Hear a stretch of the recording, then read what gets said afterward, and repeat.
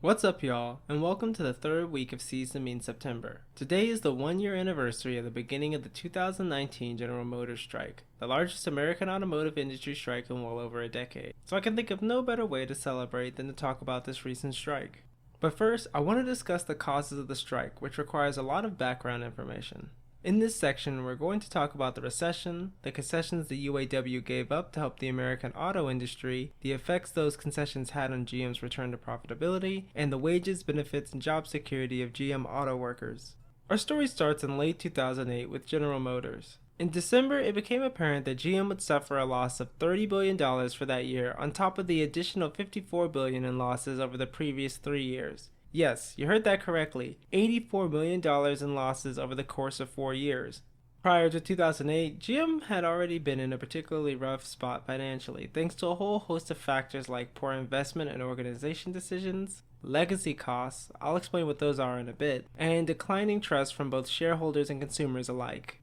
However, the sharp increase in gas prices combined with the effects of the Great Recession meant that people really weren't buying cars, especially SUVs and pickups.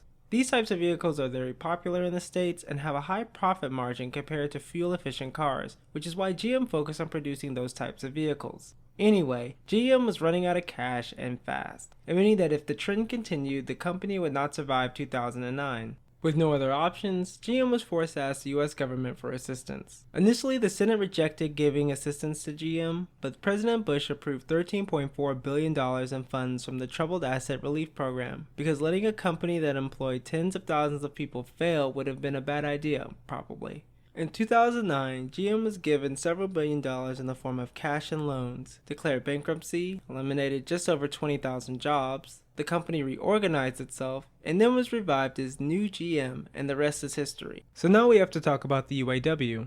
The International Union United Automobile, Aerospace, and Agricultural Implement Workers of America, normally just called the United Auto Workers or UAW, is a union that represents auto workers from the Big Three and workers from several other industries. In December of 2008, the union saw the writing on the wall and understood how catastrophic a GM bankruptcy would be for the workers it represented and GM retirees who depended on it for benefits. The UAW leadership agreed to make several concessions to GM to put the company in a better position to receive support from the government.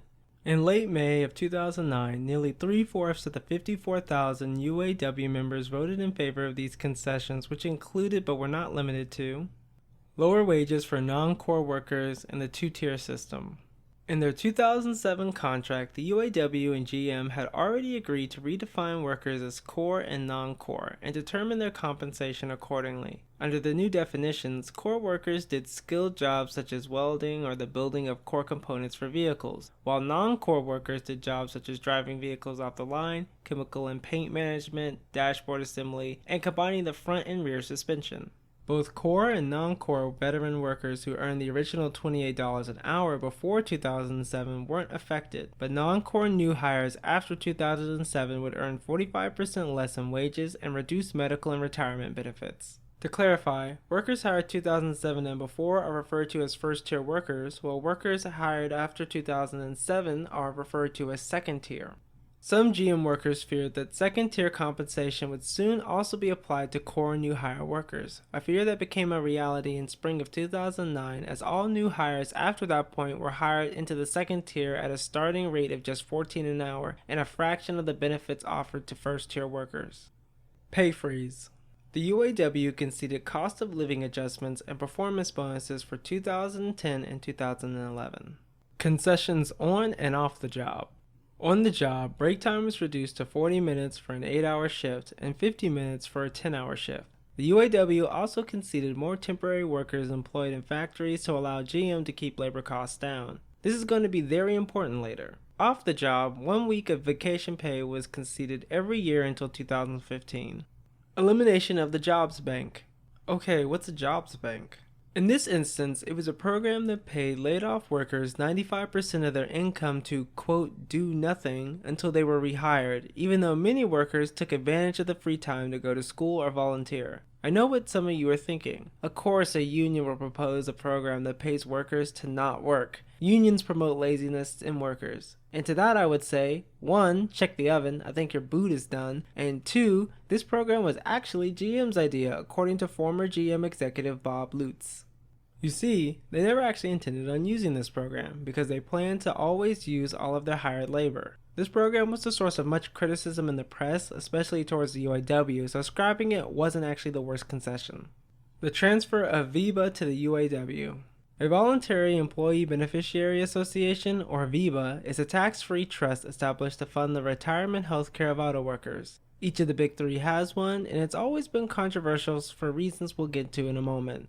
The UAW agreed to take possession of the VEBA in exchange for $30 billion to fund it, and a large amount of GM shares. No strike and binding interest arbitration provisions. These provisions were part of the legislation that was authorized when TARP bailed out GM. Until 2015, UAW workers wouldn't be able to strike, though some sources claim there were situations where they still could. And when the 2007 collective bargaining agreement expired in 2011, the UAW and GM would enter a national collective bargaining agreement until 2015. If the UAW and GM were unable to resolve any conflicts through negotiation before the contract renewal in 2011, then the issues would be resolved via binding interest arbitration. Binding interest arbitration is a method used to resolve collective bargaining disputes where the union and the employer agree in advance to accept the terms of a deal drafted by a third party. In this case, the deal would have been based upon General Motors maintaining an all-in hourly labor cost comparable to its U.S. competitors, including transplant automotive manufacturers. Speaking of, what is a transplant? This has nothing to do with transgender people, but trans rights. A transplant is a factory established by an automaker in a foreign country, because building cars in one country and shipping them to another is obviously very expensive. So, for instance, I used to drive a Nissan Xterra. Loved it to bits. It was manufactured in a plant in Smyrna, Tennessee. Here's a map of where that plant is located from Georgia.com. Are y'all seeing what I'm seeing? Here, take a look at a map from Arizona's Economic and Business Research Center. I'm sure y'all notice how most of the foreign plants are in the South. Well, there's a couple of big reasons for that. 1, southern states offered foreign automakers like Toyota large tax breaks to build their factories there. And 2, virtually all of those states are right-to-work states and vehemently anti-union. And that is great for companies because they don't have to negotiate with a union for higher wages and benefits. This brings us back to the concessions. The goal was to reduce labor costs and increase productivity, bringing both figures more in line with transplants. And I can already hear some of you typing in the comments. UAW workers were making wages of about $70 an hour. That's too much. Yeah, that's false, because wages do not equal wages and benefits, which also doesn't equal labor costs, by the way. And to prove it, we are going to compare the wages, benefits, and labor costs of Ford, UAW, and non-unionized transplant auto workers. Disclaimer: Ford's labor costs were similar to GM's, and the transplant's figures are estimates because they don't seem to publish them publicly. These are the best figures I could find. First, hourly wages. In 2010, Ford workers made a base hourly wage of $29.11, while 2009 transplant workers made an estimated between $14.60 and $28 per hour, according to the Center for Automotive Research. Worth noting that transplant figures can vary by plant, as it was reported that workers at one Toyota plant made between $27 and $30 an hour, while workers at another made only $20 an hour. Next, fringe benefit costs. Fringe benefits cost Ford $25.64 per worked hour in 2010, while fringe benefits cost transplants an estimated $13.50 to $18.29 per worked hour. Finally, legacy costs. Legacy costs are pension and healthcare costs of only current retirees and not future ones. Ford estimated that their VEBA cost $12 per worked hour, or $3 per worked hour with VEBA under the UAW, while another source estimated that the pension and healthcare cost for transplants was only $3 with or without VEBA per worked hour. This makes sense considering that transplants have significantly less retirees than domestic automakers and offer less in retirement benefits anyway. So at most, American auto workers were taking home $53.64 in wages and benefits, while transplants workers were taking home at most an estimated $48.29 based on my understanding. Keywords at most, as a majority of workers would have been making less, especially at transplants, but take all of this with a grain of salt. Labor costs at the time would have been roughly $70.12 per worked hour for Chrysler, Ford, and GM, including Viva, while labor costs for transplants would have been $41.20 to $51.01 per worked hour, including Viva. These figures are again rough, but they give us an idea of how much more labor cost GM than it did transplants, and the main source of those higher costs, retirement benefits for current retirees.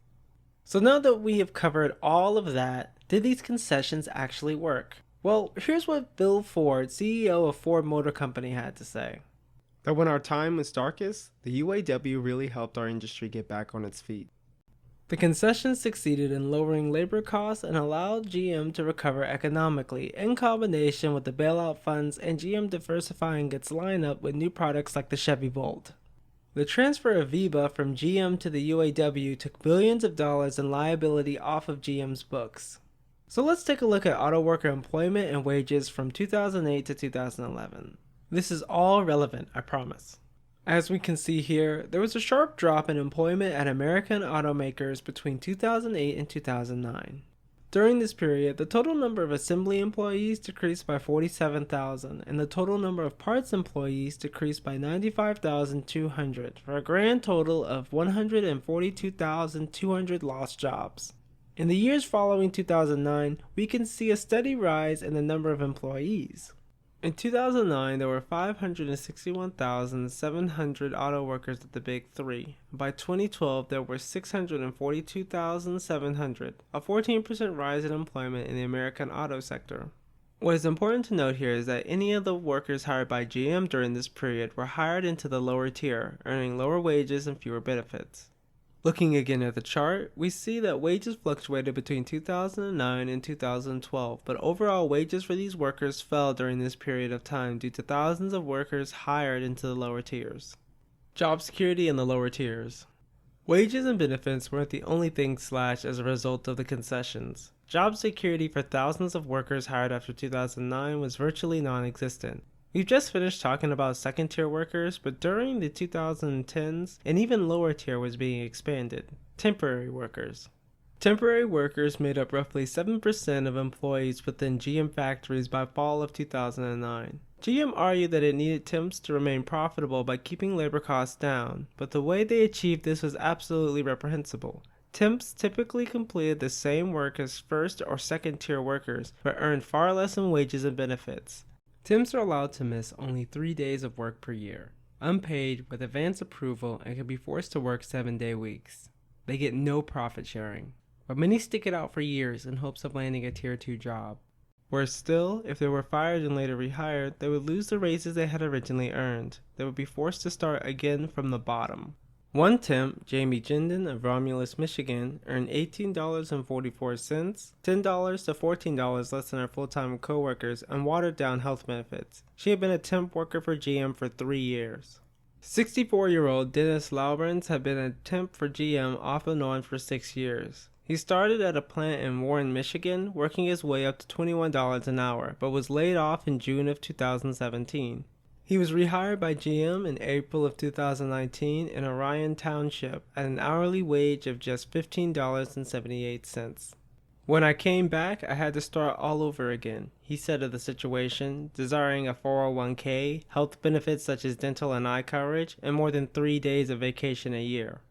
By 2019, most of the supporting jobs that were originally staffed by Tier 1 workers were taken by contractors. In Warren, 550 employees were contracted to the GM site by Aramark, the prison school food people, to do janitorial work or other, quote, unskilled jobs. You might wonder why someone should get paid over $20 an hour to do janitorial work, but there was a good reason for this. Many janitorial and logistics jobs were saved for veteran workers who could no longer do the physically strenuous tasks on the line. The job is really hard on your body, and it doesn't matter how hard you work out or take supplements. The repetitive movements hurt you. Being a janitor is a lot less hard on your body than working on the assembly line, but now you can't go into those jobs because they're outsourced to a different company. The parts sequencing jobs, those used to be traditional UAW jobs at DHAM and Orion, those have been outsourced. The only tier lower than being a temp is being unemployed. Speaking of, let's talk about plant closures. With predictions projecting that the number of vehicles sold in the coming years will shrink and a possible recession on the horizon, GM was looking to downsize. In 2008, GM announced a plan to close factories and cut 14,000 jobs in the United States with plans to build the new Chevy Blazer in Mexico. GM auto workers and UAW leadership wanted to keep those jobs in the US, while also reopening unallocated plants such as the one in Lordstown, Ohio. Politicians from the United States and Canada also weren't pleased with the decision, criticizing GM for receiving millions in corporate tax cuts and billions in federal aid while not using those funds to invest in American and Canadian jobs. The bargaining table. This finally brings us to August of 2019. The collective bargaining contract between the UAW and GM was set to expire on September 14, 2019, and negotiations for the next 4-year contract were already underway. As early as August 19th, UAW locals were discussing a possible strike as a last resort option should negotiation talks break down. Allegedly, the UAW had $850 million on its books to support a possible strike, hinting that they were anticipating a much longer strike action than the 3-day 2007 GM strike. At the beginning of September, 96.4% of UAW members voted to authorize strike action. So, what did the UAW hope to achieve? GM auto workers wanted a base wage increase as wages had not kept up with inflation since the recession. In the 3 years leading up to the strike, GM had earned $35 billion in profits in North America. In 2008, CEO Mary Barra made nearly $22 million while GM spent $10 billion in stock buybacks to raise shares for investors and executives. Workers felt that since GM had returned to profitability, the compensation should return to levels before the recession. If GM is planning for the future and can't afford to give back the wages and benefits for employees, then how can it afford to pay Barra $22 million a year, or well over 250 times the starting pay of low-tier temporary workers? Second, they wanted an end to the tiered wage system. They wanted GM to end the widespread use of temporary workers and promote them to full employment, which would give them considerably more protection because they would be eligible for supplementary unemployment pay and preference when reapplying to GM.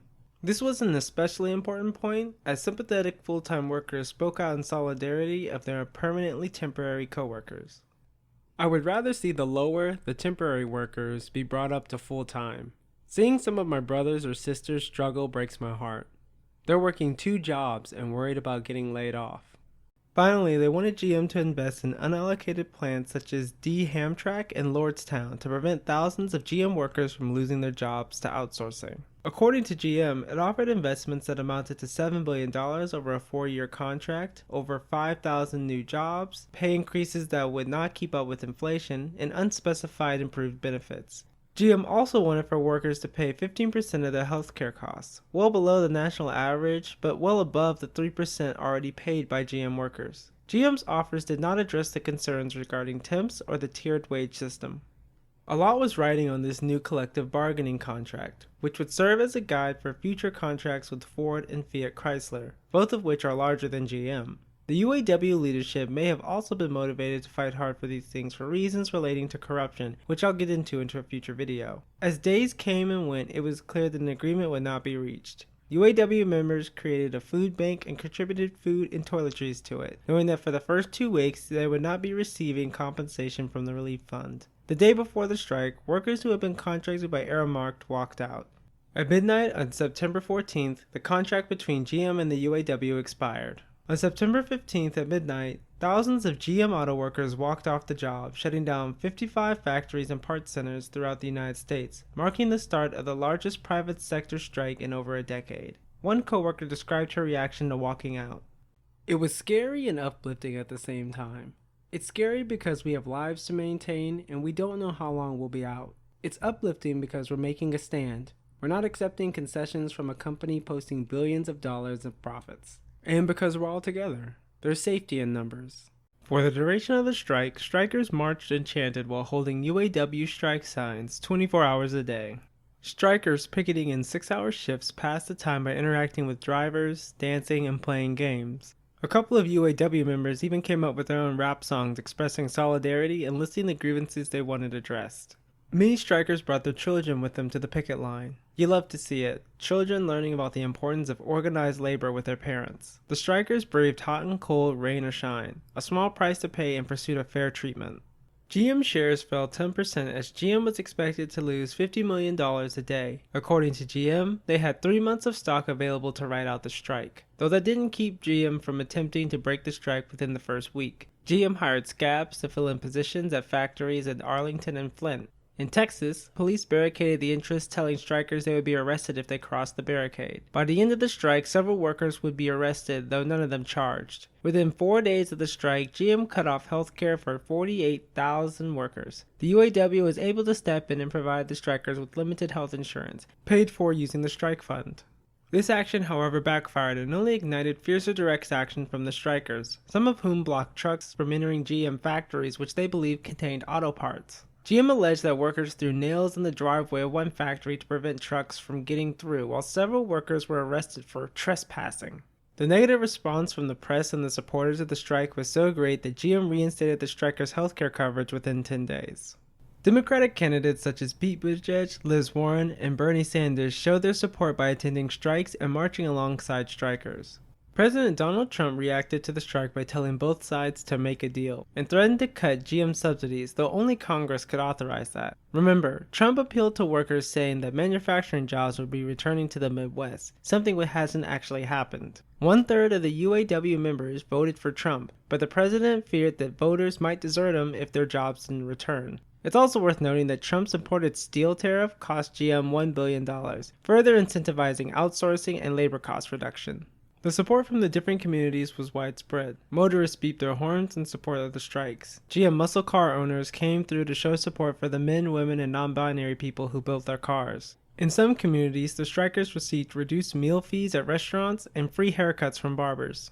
The solidarity from other unions was perhaps one of the most inspiring events. Almost immediately, the Teamsters came out in support of the strike. Jim Hoffa spoke in solidarity, and the 1,000 Teamsters who delivered GM vehicles to dealerships refused to do so. Members from the SEIU, CWA, and IUPAT picketed alongside UAW members. Unionized teachers in Hamtramck, Michigan brought food to the strikers, while National Nurses United organized a Medicare for All Day of solidarity, encouraging people to support the strikers and Medicare for All. Employers can't take away health benefits from strikers if workers no longer rely on employers for health insurance.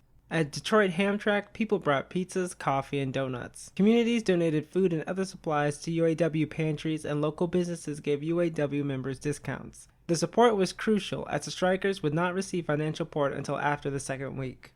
On the 15th day of the strike, UAW strikers began to receive $250 a week. The Center for Automotive Research estimated that the strike cost the UAW $12 million each week, and theoretically, the strike could last for as long as 60 weeks. The ripple effect of the strike caused a decline in the local economies where GM plants were located, because workers, making only $250 a week, couldn't afford to spend large amounts of money at businesses. By this point, the strike forced GM to shut down plants and lay off workers in Mexico and Canada that depended on auto parts, while auto body repair shops struggled to find parts to perform repairs. GM and the UAW went back and forth repeatedly over the course of negotiations, with the UAW leadership feeling that GM's proposed contract did not address key issues. By the end of the third week, 2 major issues had not been resolved, according to someone close to negotiations. Tier 2 workers took 8 years to reach their maximum wage/benefits, which were still lower than the Tier 1 ceiling. And second, the fate of temps had not been resolved. The UAW leadership rejected a proposed contract from GM at the end of September, while on October 5th, GM rejected the UAW's proposed contract. In the week of October 12th, the UAW increased the strike pay to $275 a week and allowed strikers to get a temporary job, which is normally not allowed during a strike. They wanted to show that they were committed to continuing the strike and give relief to the strikers. On October 16th, it was announced that GM and the UAW had come to an agreement. This wasn't the end of the strike, as both the UAW leadership and the rank and file had not yet voted on it. There were fears that the UAW members might even vote down the agreement. Over the next 9-day period, the workers voted on the deal until finally on October 25th, the 6-week strike ended. Only 57% of rank-and-file UAW workers voted in favor of the agreement. Many of the strikers were relieved that the strike was over so they could return to work and start earning wages again. Others felt that this was the best they were going to achieve, but were still dissatisfied, stating that the agreement did not sufficiently address the reasons they went on strike in the first place. While the full agreement is long and very detailed, I'm only going to highlight the main points here. GM conceded the increase in healthcare costs to workers and agreed to shorten the process for Tier 2 workers to reach full pay in 4 years. GM also agreed to a 3% pay raise and 4% lump sum payment in alternating years, plus removing the cap on profit-sharing checks. Under this agreement, all permanent employees will make $32.32 by the time of the next negotiation in 2023. The strikers also want a path for temporary workers who had worked 3 years to become permanent. At first, this seems like a victory until you remember that temporary workers are typically the first laid off, and GM could lay off workers before they reach their 3-year mark. Overall, the tier system wasn't eliminated. The tiers were just brought closer together. GM chose to make $5 billion in North American investments, which included $3 billion for D-Hamtrak, which would remain open. Despite the contract having a no shutdown clause, 3 factories in Lordstown, Warren, and 1 near Baltimore would still close, a fact which likely convinced many to vote against the agreement. In fact, the previous contract also had a no shutdown clause. GM circumvents no shutdown clauses by unallocating plants rather than shutting them down. Finally, full-time workers received $11,000, while temps only received $4,500 for ratifying the contract, which basically only reimburses them for the strike. So was this strike a success? In many ways, it's too early to say. We won't know how this strike affects negotiations between the UAW and the other big two until it happens. But overall, the strike failed to achieve the grievances of rank-and-file UAW workers. It failed to end the tier system in the practice of using temporary workers, or save all of the unallocated plants, and that's why 43% of the workers voted against the agreement. The contract contains too many loopholes for GM to exploit and failed to bring all workers to an equal footing in GM factories. That being said, the strike wasn't a complete failure. It guaranteed full-time workers 2 raises over the next few years and kept their insurance rates low. It also captured widespread support from across the nation and showed how communities and unions are willing to support strikers financially and emotionally when they need it most. It demonstrated that organized labor in the United States isn't dead yet, and that major strikes aren't just a thing of the past. As one striker put it, "We're doing this not just for us, but for the country. People did it before us, for us. Now we're doing it for them. We make the economy roll." That's really all this fight is about. We shouldn't think of this strike as just about GM workers and their grievances. It was also about the future of working class people and organized labor, and we should remember that as we organize in 2020. We aren't just organizing for ourselves and our futures, but for those who come after us and their futures. I would like to thank Luna for the amazing title card. I'm sure most of you watch Non-Compete and know who Luna is, but for those of you who don't, she is a Vietnamese YouTuber and artist who creates art about Vietnamese culture and leftism from a non-Western perspective. When it comes to reliable information about Vietnam, look no further. Her Mooncast streams are always lots of fun, so be sure to check them out. I've included links to her YouTube and Twitter below. Thanks for watching. In the future, I want to talk about modern unions and organized labor, and the UAW, besides the Teamsters, is one of the most well-known unions today. The UAW has also been very controversial recently and the subject of much criticism. So it's the perfect union to talk about when it comes to criticizing modern unions and talking to anti-unionists. Anyway, if you learned something, why not give this video a like, and if you are interested in learning more, why not subscribe? I'll see you here next week for the 4th installation of Seize the Mean September.